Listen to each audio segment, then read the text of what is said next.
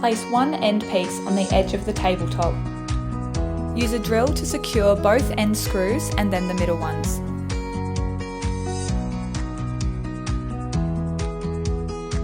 Line up the brace and then screw into the tabletop.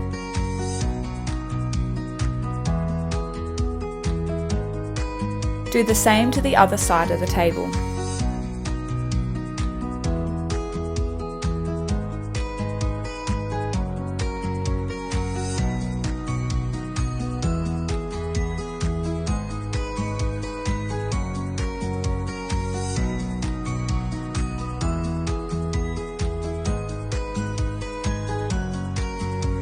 Flip the table over so it is the right way up.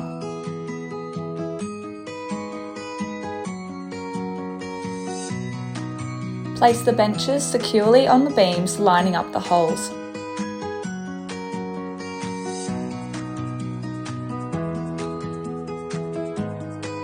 Use the drill to attach the bench seats to the beams.